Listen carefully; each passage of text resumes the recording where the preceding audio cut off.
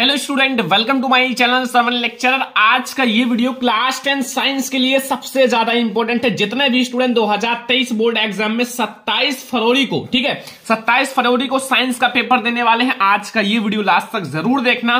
Paper में आप धुआं करके आओगे, एक भी क्वेश्चन छोड़कर नहीं आओगे, क्योंकि 27 फरवरी के लिए मैं आप लोगों को साइंस की पूरे बुक से, ठीक है, पूरे बुक से सभी महत्वपूर्ण प्रश्न बताने वाला हूं। ठीक है, इससे बाहर आपका एक भी प्रश्न नहीं आएगा। ये 100% गारंटेड वाले क्वेश्चन है। अगर आप लोग ये तैयार कर लिए तो फिर साइंस में आपको 90%, 95% लाने से आपको कोई नहीं रोक सकता, क्योंकि मैं आप लोगों को इसमें क्लास 10 साइंस के लिए 70 नंबर का आप लोगों का पेपर आएगा और 70 में 70 आप फिक्स करके आओगे।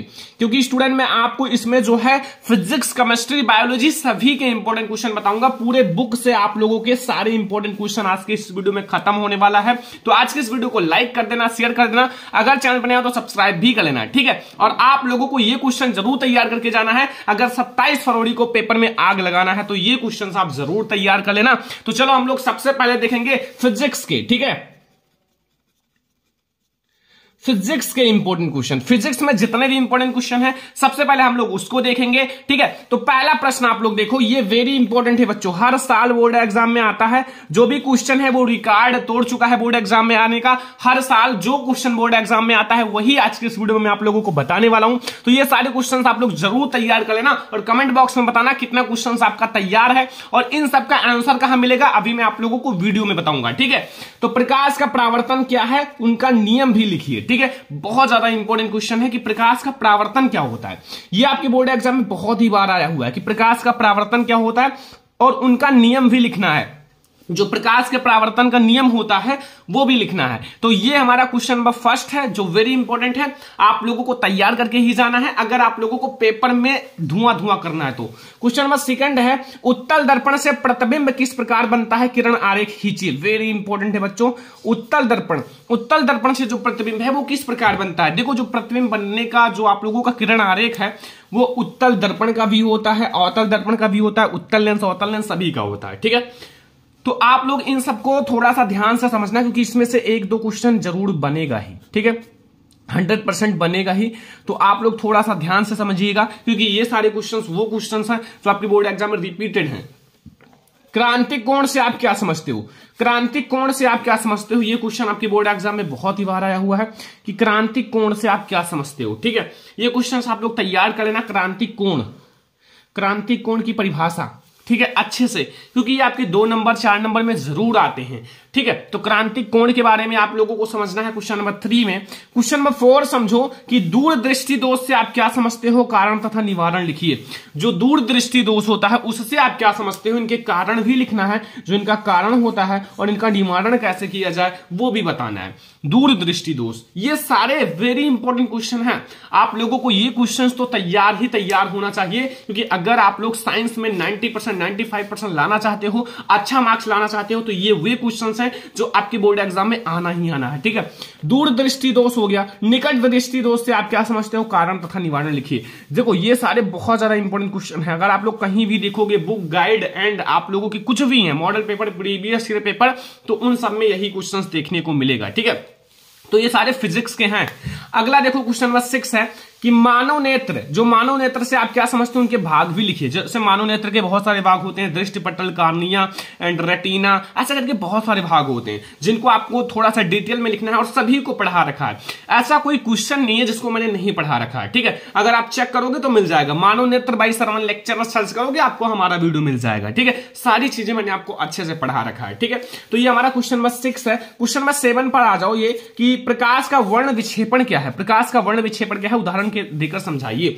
जो प्रकाश का वर्ण विक्षेपण होता है उसकी परिभाषा देनी है और इसको आप लोगों को उदाहरण के साथ समझाना है, ठीक है। प्रकाश का वर्ण विक्षेपण कैसे होता है थोड़ा सा फिगर के साथ समझा दो, ताकि बोर्ड एग्जाम में अगर एक बार कॉपी एग्जामिनर चेक करे ना तो समझ जाए टॉपर की कॉपी है, उसने बहुत अच्छे से लिखा है, ठीक है। श्रेणीक्रम संयोजन के सूत्र का निगमन करो। वेरी इंपॉर्टेंट है बच्चों फिजिक्स का ये क्वेश्चन कि श्रेणीक्रम संयोजन के सूत्र का निगमन करना है, ठीक है। जो श्रेणीक्रम संयोजन होता है उनके सूत्र का निगमन करना है, श्रेणी क्रम संयोजन और समांतर क्रम संयोजन, ये दोनों क्वेश्चन आपके बोर्ड एग्जाम के लिए इंपॉर्टेंट है। देखो श्रेणी क्रम संयोजन या समांतर क्रम संयोजन में से कोई एक ना एक आना ही है, आना तय है, ठीक है। जैसे आप लोगों का श्रेणी क्रम संयोजन में क्या होता है, श्रेणी क्रम संयोजन में होता है R बराबर R1 प्लस R2 और प्लस R3, यही तो होता है श्रेणी क्रम संयोजन में। और समांतर क्रम संयोजन में 1/R बराबर 1/R1 और प्लस 1/R2 और प्लस 1/R3, यही तो होता है। ये सब आपके सूत्र हैं, ठीक है, इसको आप लोग तैयार कर लेना। तो ये आप लोगों को समझ में आ गया, ऐसे होते हैं श्रेणी क्रम से समांतर क्रम। श्रेणी क्रम का मतलब होता है जैसे बच्चे लाइन में लगते हैं ना, सीधी लाइन, और समांतर क्रम का मतलब होता है जैसे 1 करके, ठीक है, व्युत्क्रम। अगला देखो, ओम के नियम का सत्यापन। पहले आपको ओम का नियम लिखना है, पहले आपको यह बताना है ओम का नियम होता क्या है, फिर ओम के नियम का सत्यापन करना है, ठीक है। वेरी इंपॉर्टेंट क्वेश्चन है, मैंने ऑलरेडी लिख रखा है क्योंकि ये आना तय है, बोर्ड एग्जाम में आएगा ही आएगा, तो इसलिए मैंने ऑलरेडी लिख दिया है। वेरी इंपॉर्टेंट, 100% में ये आप लोगों का फिजिक्स का एक वेरी इंपॉर्टेंट क्वेश्चन है, ठीक है। तो आप लोग तैयार कर लो फटाफट, जितना क्वेश्चन बता रहा हूं आप लोग, ठीक है, ठीक है। तो ओम का नियम आप लोगों को जरूर तैयार करके जाना है। फिर आप लोगों को क्वेश्चन नंबर 11 में तैयार करना, 1 किलोवाट घंटा को जूल में बदलिए। जो 1 किलोवाट घंटा होता है, 1 किलोवाट घंटा को आपको जूल में बदलना है, यानी कि 1 किलोवाट में कुल कितने जूल होते हैं, ये आप लोगों को पता होना चाहिए। सारी चीजें मैंने पढ़ा रखा है, ठीक है। इन सब को आप लोगों को कहां आप लोगों को इसका आंसर मिलेगा, ये सब अभी आप लोगों को पता चल जाएगा। पहले आप लोगों को जितना क्वेश्चन बता रहा हूं पूरे बुक से, जो 100% गारंटेड वाले हैं, वो समझ लो, ठीक है, क्योंकि ये क्वेश्चंस बहुत ज्यादा सर्च किया गया है, ठीक है। 7 से 8 घंटे इसमें लगाए गए हैं, इसको रिसर्च किया गया है, कौन सा सही है, कितना इंपॉर्टेंट है, इसलिए मैं आप लोगों को आज ये आप लोगों को दे रहा हूं, ठीक है। क्वेश्चन नंबर 12 है, बायो-सेवार्ट का नियम क्या है। बायो-सेवार्ट के नियम के बारे में बताना है। बायो-सेवार्ट का नियम, पहले आप उनका नियम लिखो, परिभाषा लिखो, फिर उनके सूत्र बताओ, ठीक है। तो आप लोगों का ये पूरा बायो-सेवार्ट का नियम होता है। फिर क्वेश्चन नंबर 13 है कि फ्लेमिंग के दाएं तथा बाएं हाथ का नियम लिखिए। जो फ्लेमिंग के दाएं और तथा बाएं हाथ का नियम होता है, फ्लेमिंग के दाएं तथा बाएं हाथ दोनों के हाथों के नियम थे, और शायद आप लोगों को याद भी होगा फ्लेमिंग के दाएं तथा बाएं हाथ का नियम, क्योंकि बहुत ज्यादा इंपॉर्टेंट है। और अगर आप लोगों को नहीं याद है तो जितना बता रहा हूं उतना तो याद ही कर लो, अगर साइंस में अच्छे मार्क्स लाना है, ठीक है।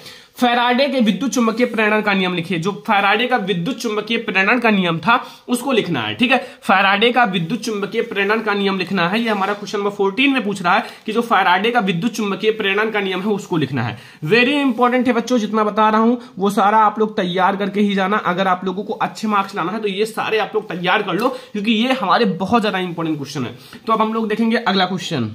देखो क्वेश्चन नंबर 15, देखो स्टूडेंट, क्वेश्चन नंबर 15 कि ये तो बहुत ज्यादा इंपॉर्टेंट क्वेश्चन है, मतलब हर साल वाला क्वेश्चन जिसे कह सकते हो, हर साल आने वाला क्वेश्चन, वो भी भाई लॉन्ग क्वेश्चन में, लॉन्ग क्वेश्चन 7 नंबर में, ठीक है। विद्युत मोटर का नामांकित आरेख खींचिए, इसका सिद्धांत तथा क्रिया विधि स्पष्ट कीजिए। जो विद्युत मोटर होता है, विद्युत मोटर का आप लोगों को अच्छे से किरण आरेख खींचना है और इसके सिद्धांत भी लिखना है, क्रिया विधि भी लिखना है, ताकि आप लोगों को फुल मार्क्स मिले। थोड़ा सा फिगर भी बना देना विद्युत मोटर का, तो आप लोगों का एक भी नंबर नहीं कटेगा। फिर अगला आता है विद्युत जनित्र। विद्युत जनित्र का किरण आरेख खींचकर सिद्धांत क्रिया विधि स्पष्ट कीजिए। वृषों का क्या संबंध है, वृषों का अर्थ भी लिखिए। तो विद्युत जनित्र और विद्युत मोटर ये दोनों आपके बोर्ड एग्जाम के लिए वेरी वेरी वेरी इंपॉर्टेंट है, ठीक है। तो आप लोग इसको जरूर तैयार कर लेना, चाहे आपका विद्युत जनित्र हो चाहे आपका विद्युत मोटर हो, क्योंकि भाई ये दोनों इंपॉर्टेंट है, तो दोनों को तैयार करना जरूरी है। तो आप लोग इन दोनों टॉपिक को तैयार कर लेना, ठीक है। अगला 17 नंबर टॉपिक कि ऊर्जा के परंपरागत और गैर परंपरागत स्रोतों का वर्णन कीजिए। जो ऊर्जा के गैर परंपरागत और परंपरागत स्रोत हैं, इसका भी वर्णन करना है, वेरी इंपॉर्टेंट है। देखो आपको अगर आपका एक भी पूछ सकता है, गैर परंपरागत अलग पूछ सकता है, परंपरागत अलग भी पूछ सकता है, तो दोनों तैयार कर लेना, ठीक है। ये तो मैं आप लोगों को बता रहा हूं कि ये आपके बोर्ड एग्जाम में आएंगे, तो दोनों में से कोई एक आ सकता है, ठीक है। 18 नंबर क्वेश्चन है, यानी कि टॉपिक है निम्न की परिभाषा लिखिए। ये तो भाई आपका केमिस्ट्री आ गया, क्या आ गया, वेरी इंपॉर्टेंट है केमिस्ट्री। अब आप लोगों को 18 नंबर से केमिस्ट्री देखना है, केमिस्ट्री, ठीक है। केमिस्ट्री अब आप लोगों का स्टार्ट हो गया। केमिस्ट्री ध्यान से समझना एक एक टॉपिक को।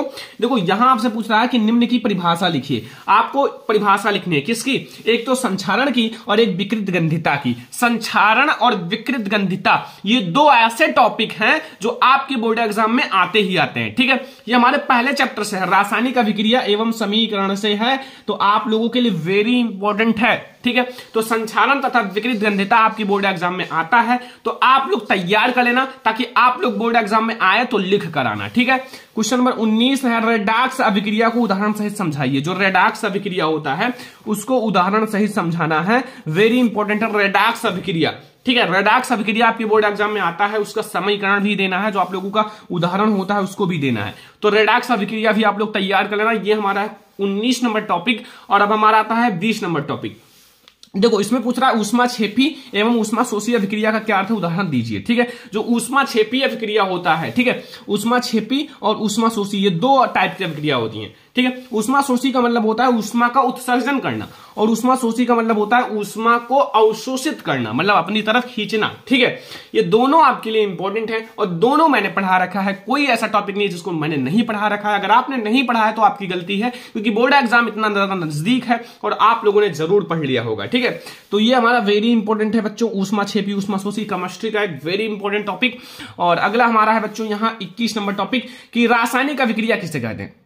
जो रासायनिक अभिक्रिया है वो क्या होता है या कितने प्रकार का होता है, उदाहरण देकर समझाइए। सबसे पहले आपको यह बताना है जो रासायनिक अभिक्रिया होता है, रासायनिक अभिक्रिया किसे कहते हैं। ठीक है, और यह कितने प्रकार का होता है, प्रकार भी साथ में आप लोगों को डिस्कशन करना है कि आखिर रासायनिक अभिक्रिया कितने प्रकार की होती है, और उदाहरण के साथ समझाना है। ठीक है, उदाहरण भी आप लोगों को बताना है। तो शायद आप लोगों को इस क्वेश्चन का आंसर पता होगा। जैसे उदाहरण तो बहुत सारे हैं और प्रकार भी बहुत सारे हैं, ऊष्माक्षेपी, ऊष्माशोषी, संयोजन अभिक्रिया, वियोजन अभिक्रिया, रेडॉक्स अभिक्रिया, उपचयन, अपचयन, ये सारे इनके उदाहरण है। कोई सा भी लिख दो यार, कोई दिक्कत नहीं। ठीक है, बहुत सारी रासायनिक अभिक्रियाएं हैं जो पहले चैप्टर में आपको मिल जाएंगे, तो आप लोग तैयार कर लेना। ठीक है, अब अगला आ जाओ, एसिड बेस से आ गया कि पीएच का परिभाषा दीजिए। जो पीएच वैल्यू होती है, पीएच मान होता है, उसकी परिभाषा देनी है। और इसका हाइड्रोजन आयन सांद्रता से क्या संबंध है, वेरी इंपॉर्टेंट है, हाइड्रोजन आयन सांद्रता से क्या संबंध है। आखिर पीएच वैल्यू की जो है हाइड्रोजन आयन सांद्रता से क्या संबंध है, तो ये आप लोगों को क्वेश्चन नंबर 23 में पूछ रहा है। और अगर आप लोग 22 में, क्वेश्चन नंबर 22 में आप लोगों से क्वेश्चन नंबर 22 में यही पूछ रहा है। ठीक है,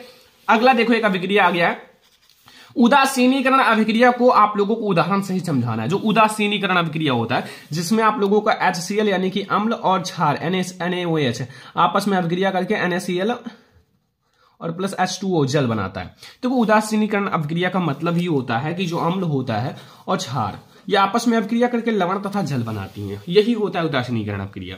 बहुत ज्यादा आसान है और बहुत ज्यादा इंपॉर्टेंट भी है, तो आप लोग तैयार कर लेना, क्योंकि बोर्ड एग्जाम में अच्छे मार्क्स लाना है। ठीक है, क्योंकि मैं आप लोगों को जो बता रहा हूं उसको तैयार कर लेना। ठीक है, अगला देखो अम्ल, क्षार एवं लवण की परिभाषा तथा उदाहरण लिखिए। जो अम्ल होता है, क्षार होता है एवं लवण होता है, इन सब की अच्छे से परिभाषा लिखनी है और उदाहरण भी लिखना है। ठीक है, अम्ल, क्षार एवं लवण, एसिड बेस एंड सॉल्ट। अम्ल में जो होता है उसमें हाइड्रोजन आयन होता है, क्षार में OH आयन होता है, OH माइनस आयन, और लवण जो होता है वो आपका अम्ल और क्षार से मिलकर बनता है।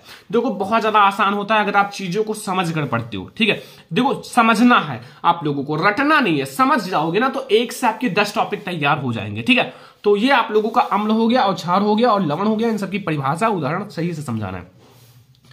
25 नंबर टॉपिक है बेकिंग सोडा के बनाने की विधि लिखिए। जो बेकिंग सोडा बनाने की विधि होती है, इनके भौतिक गुण, रासायनिक गुण, उपयोग सब कुछ लिखना है। ठीक है, बेकिंग सोडा जो होता है, बेकिंग सोडा के बनाने की विधि लिखिए, इनके रासायनिक गुण, भौतिक गुण, उपयोग, इन सब को लिखना है आप लोगों को क्वेश्चन नंबर 25 नंबर टॉपिक में। ठीक है, ये आपका तैयार हो जाना है। साइंस के ये टॉपिक आप लोगों को तैयार होना चाहिए। फिजिक्स, केमिस्ट्री, बायोलॉजी सभी से ये टॉपिक्स हैं जो आपके पूरे बुक से रिसर्च किए गए हैं, जो सबसे ज्यादा इंपॉर्टेंट है। आपके बोर्ड एग्जाम में 100% इसी में से ही आएगा। अगर आपने तैयार कर लिया तो साइंस का आप लोगों का जो टेंशन है, कंफ्यूजन है, वो क्लियर हो जाएगा। ठीक है, अगला देखो 26 नंबर क्वेश्चन, व्यंजक चूर्ण बनाने की विधि लिखिए।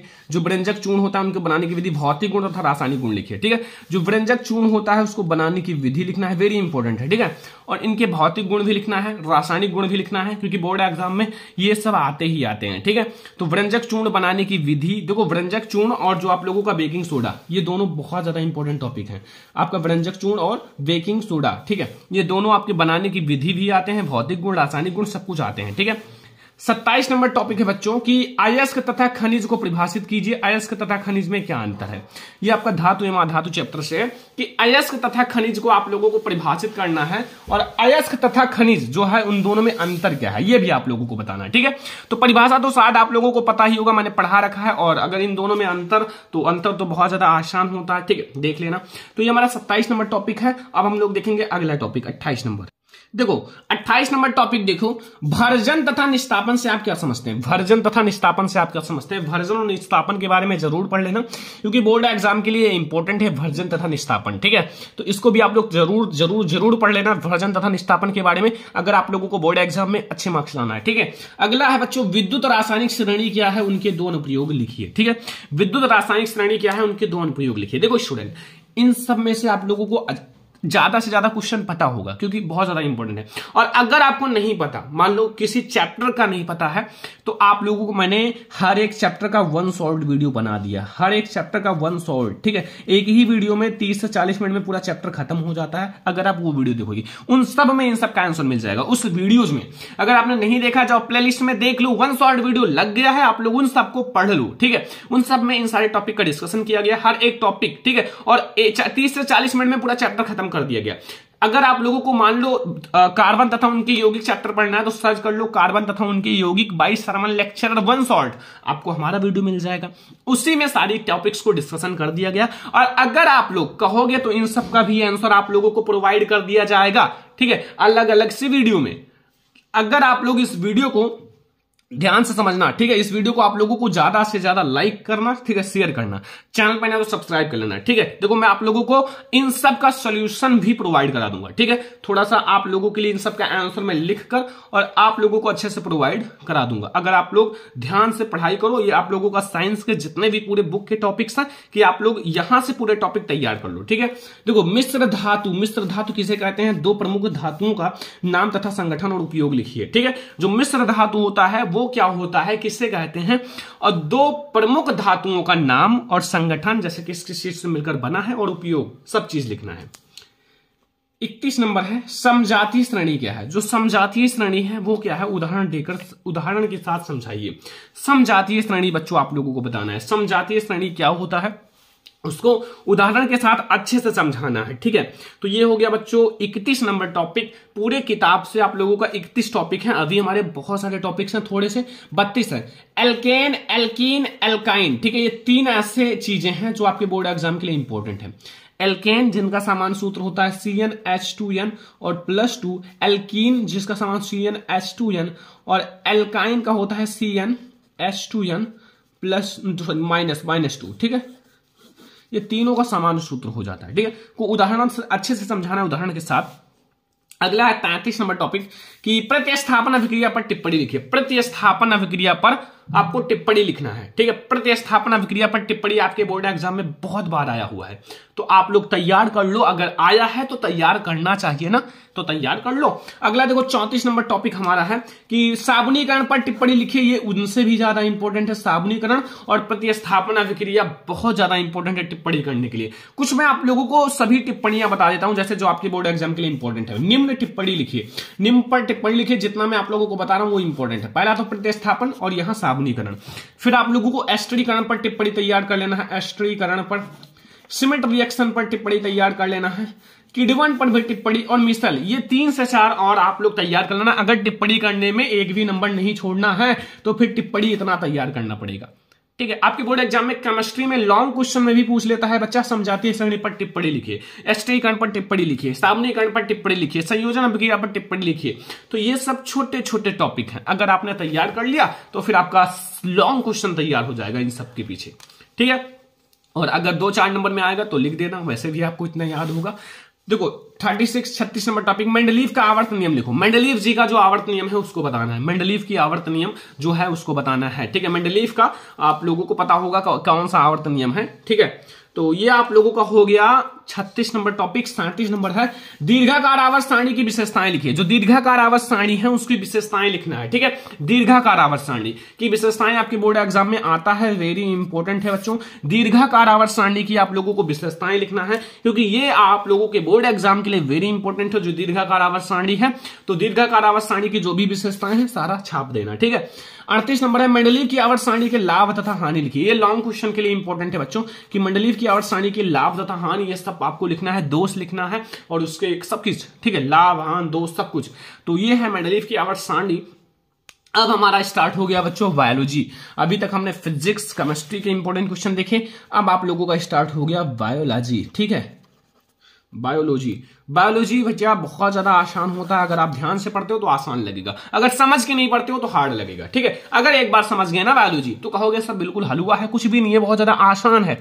लेकिन अगर नहीं समझे तो फिर चीजों को रटोगे भूल जाओगे, रटोगे भूल जाओगे, बस यही रहेगा। ठीक है, देखो वायवीय श्वसन और अवायवीय श्वसन में क्या अंतर है, देखो नाम से ही पता चल जाता है। वायवीय जिसमें वायु होता है, अवायवीय जिसमें वायु नहीं होता। अगर वायु है तो ऑक्सीजन होगा, ऐसे करके देखो कितना आसान हो जाता है। जब समझ जाओगे तो आप लोगों को आसान लगेगा। ठीक है, नहीं समझोगे तो नहीं लगेगा। अगर इसको रटना होगा तो रटोगे, वायवीय श्वसन में वायु होता है, ऐसे से रटोगे। अवायवीय श्वसन में वायु नहीं होता है तो वायु होगा तो ऑक्सीजन होगा ही, 2-3 अंतर तो वैसे ही तैयार है, क्या दिक्कत है इसमें। ठीक है, अगला देखो रुधिर तथा लसिका में अंतर, रुधिर तथा लसिका में अंतर। ठीक है, इसको बताना है, ये अंतर है 2-3 जो इंपॉर्टेंट है। रुधिर तथा लसिका में भी अंतर तैयार कर लेना। ठीक है, अगला देखो 41 नंबर, पाचन तंत्र से आप क्या समझते हो, पूरी प्रक्रिया समझाइए। लॉन्ग क्वेश्चन के लिए है बच्चों, ये लॉन्ग क्वेश्चन के लिए कि पाचन तंत्र से आप क्या समझते हो, पूरी प्रक्रिया को आप लोगों को अच्छे से समझाना है कि पाचन तंत्र जो डाइजेस्टिव सिस्टम होता है वो कैसे कार्य करता है, कौन कौन से भाग होते हैं जिससे हमारा जो भोजन है वो पूरी तरह से हमारे शरीर में पच जाता है, इन सब के बारे में बताना है। ठीक है, तो ये हमारा 41 नंबर टॉपिक तक आपको समझ में आ गया।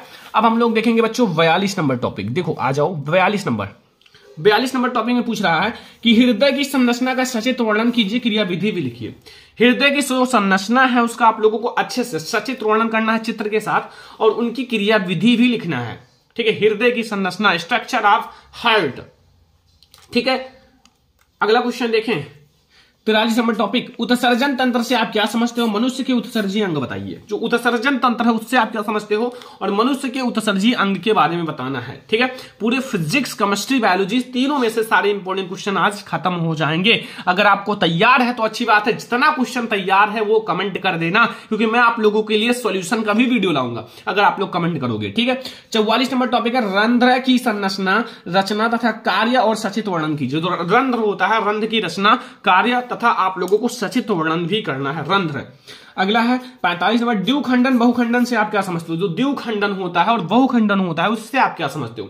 द्विखंडन बहुखंडन नाम से स्पष्ट है, द्वि मतलब दो, बहु मतलब बहुत, दो मतलब दो खंडन, बहु मतलब बहुत सारे खंडन। ठीक है, तो ये सब। अगला है 46 नंबर टॉपिक, परिवार नियोजन से आप क्या समझते हो। परिवार नियोजन बायोलॉजी में कुछ नहीं है, थोड़ा सा समझो फिर आपका बायोलॉजी बहुत ज्यादा आसान लगेगा। ठीक है, परिवार नियोजन से आप क्या समझते हो। देखो परिवार नियोजन तो आप लोगों को पता ही होगा। ठीक है, 47 नंबर टॉपिक है नर तथा मादा जनन तंत्र का सचित्र वर्णन कीजिए। जो नर होते हैं और मादा होते हैं उनके जनन तंत्र का सचित्र वर्णन करना है। मैंने पढ़ा रखा है, नर तथा मादा जनन तंत्र को चित्र के साथ पढ़ा रखा है, फिगर बनाकर समझाया है, ताकि आप लोगों को बहुत अच्छे से समझ में आ जाए। क्योंकि इसमें से एक टॉपिक तो तय है कि बोर्ड एग्जाम में आएगा, तो फिर आप लोग क्यों नहीं तैयार कर रहे हो। तैयार कर लो, थोड़ा सा मेहनत कर लो, बोर्ड एग्जाम नजदीक है, जितना ज्यादा मेहनत कर लोगे उतना अच्छा मार्क्स आएगा। फिर बोर्ड एग्जाम के बाद आप पढ़ो या थोड़ा सा कम ही पढ़ोगे, कोई दिक्कत नहीं। ठीक है, अभी आप पढ़ लो। 48 नंबर टॉपिक है स्वपरागण तथा परपरागण में अंतर लिखिए। स्वपरागण और परपरागण में आप लोगों को अंतर स्पष्ट करना है। ठीक है, स्वपरागण और परपरागण के बीच में आपको अंतर स्पष्ट करना है। 49 नंबर टॉपिक है समजात तथा समरूप अंग की परिभाषा लिखिए। जो समजात अंग होते हैं और समरूप अंग होते हैं इनकी परिभाषा लिखनी है। ठीक है, 50 नंबर टॉपिक है जो बहुत ज्यादा इंपॉर्टेंट है बायोलॉजी का, मेंडल का नियम लिखिए। वेरी इंपॉर्टेंट है मेंडल का नियम। ठीक है, अब बच्चों 3 नियम थे मेंडल के, सभी को पता होगा। प्रभाविता का नियम, पृथक्करण का नियम, स्वतंत्र अपविहवन का नियम। ये तीनों नियम के बारे में आपको डिस्कशन करना, मैंने पढ़ा रखा है। ठीक है, तो आप लोगों को इतना समझना जरूरी है। देखो ये आप लोगों के पूरे फिजिक्स, केमिस्ट्री और बायोलॉजी, पीसीबी यानी कि फिजिक्स, केमिस्ट्री, बायोलॉजी से 50 ऐसे टॉपिक हैं, बस 50 ऐसे टॉपिक हैं जो अगर आपने तैयार कर लिया तो साइंस का टेंशन बिल्कुल खत्म कर लो। क्योंकि इसी टॉपिक को तैयार करके आप साइंस में 90% ला सकते हो। ठीक है, और अगर आप लोगों को इन सारे टॉपिक का सॉल्यूशन चाहिए तो आप लोगों को छोटा सा कमेंट करना है, सर इन सारे टॉपिक का सॉल्यूशन प्रोवाइड कर दो। ठीक है, क्योंकि आप लोगों के लिए सॉल्यूशन की भी वीडियो लाइव जाएगी। क्योंकि ये पूरे बुक से मैंने सिलेक्ट किए हैं जितने भी इंपॉर्टेंट क्वेश्चन है सारे एक ही वीडियो में, कि आप लोग एक ही वीडियो में सारा टॉपिक समझ जाओ। और आप लोग फटाफट से कमेंट कर देना आप लोगों को 50 में से कितना टॉपिक का कितने परसेंट यानी कि कितना टॉपिक का आंसर पता है, ये आप लोग कमेंट कर देना, ठीक है, ताकि मैं आप लोगों को समझ सकूं आप लोग कितनी अच्छे से पढ़ाई किए हो, ठीक है। तो ये आज का हमारा सारे फिजिक्स, केमिस्ट्री, बायोलॉजी सारे में से इंपॉर्टेंट टॉपिक हैं और आई होप कि आपको ये वीडियो बहुत ही ज्यादा पसंद आया होगा, क्योंकि इसमें हमें रिसर्च में 7 से 8 घंटे इन सारे टॉपिक को ढूंढने में, रिसर्च करने में लगे हैं। तो आप लोग इस वीडियो को लाइक भी कर देना, शेयर भी कर देना, अगर चैनल पे ना तो सब्सक्राइब भी कर लेना, और ऐसे ही अगर और भी सब्जेक्ट का वीडियो चाहिए तो आप लोग छोटा छोटा कमेंट कर देना, मैं आप लोगों के लिए वीडियो जरूर लाऊंगा। तो चलो फिर मिलते हैं नेक्स्ट इंपॉर्टेंट वीडियो में, तब तक के लिए धन्यवाद।